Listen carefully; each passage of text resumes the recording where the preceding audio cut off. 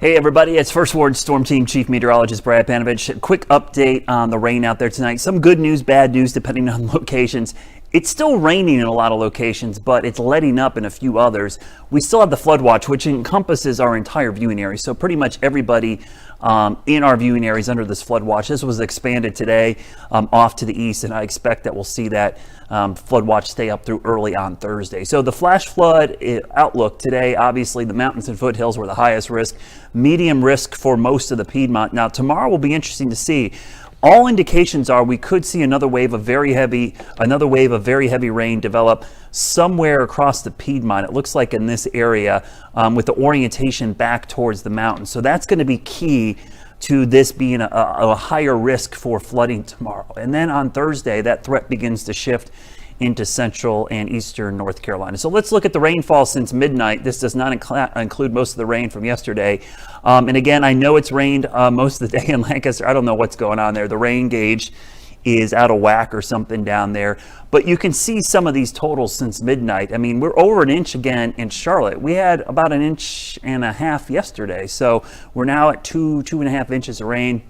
Officially at the airport, 1.52 at Rock Hill, inch and a half in Chester. Monroe, this is on top of the 2 to 4 inches you had yesterday. But over in here, this is the area we've seen some of the worst weather today. So as I show you the radar, I can kind of break down the areas of greatest concern. So I've got all the radars turned on, so you're seeing all the loops and sweeps going on. It's lighter rain tonight, but here's the thing. The radar is really, really deceiving in this. And the reason this is deceiving is we're getting what we call upslope flow. So what's going on here, and I'll come back on camera, is the moisture is coming up here into the mountains. Remember, the Blue Ridge Mountains are, 5,000 to 7,000 foot mountains. This low level flow is down in that 3,000 to 5,000 foot range. So it's hitting here and it's getting ramped up, and it's producing heavy rain here. The problem is the radar beam overshoots a lot of that. So the radar doesn't look all that impressive, but I can tell you, and everybody that lives in Upper Burke and Caldwell County, you know this, McDowell County, this is one of those situations where it just continuously rains there on the escarpment, we call it, and that produces heavy rain. That's why you're seeing these flood warnings for McDowell County, Polk County, Rutherford County, and there's likely going to be all kinds of flooding going on up here through the evening hours because of that. So the radar is a little deceiving. We know the setup, and I look at the rain gauges and the reports from you out there that we're seeing some very heavy rain up in these areas, and the fact that it's just continuing to move up in that direction. And if you look to the southeast, I mean, there's just more on the way. This is a little fire hose of moisture that's coming up in this direction. There's another one coming here, so this rain's going to continue for a while. So let me widen this out and show you the satellite and radar together. You see our upper low back to the west.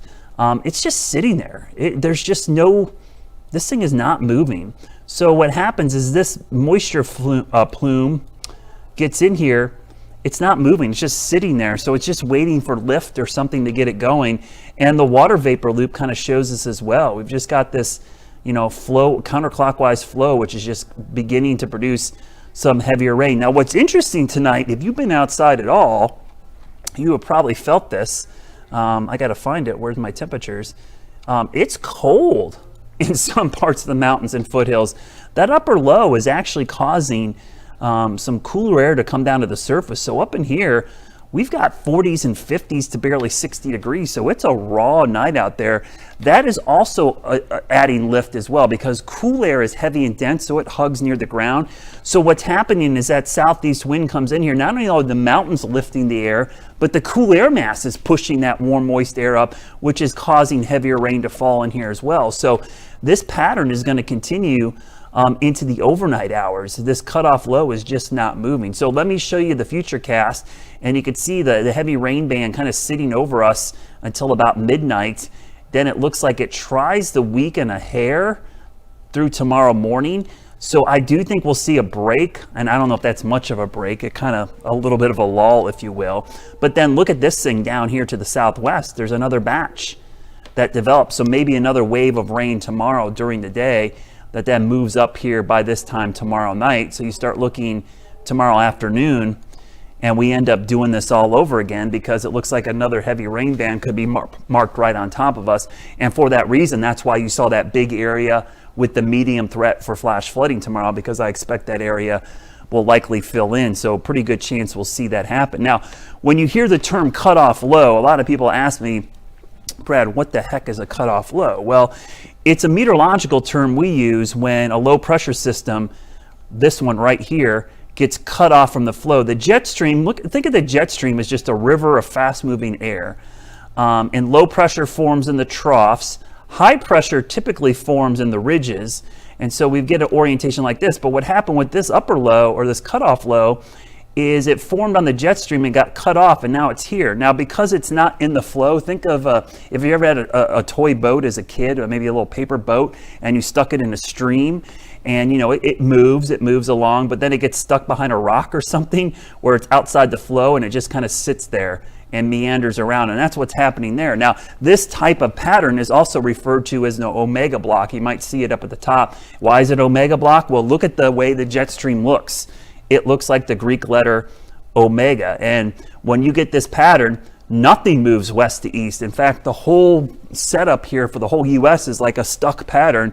And until this thing kind of dissipates or moves out, we're going to have wet weather around. And that doesn't really happen until late Thursday or Friday. The storm literally just has to weaken on top of us. So that's why you're seeing this pattern kind of so persistent for day after day after day after day. So tonight, I expect the rain will keep going on. Let me show you the wider view. Let me just turn on the radar. It's a little easier to show.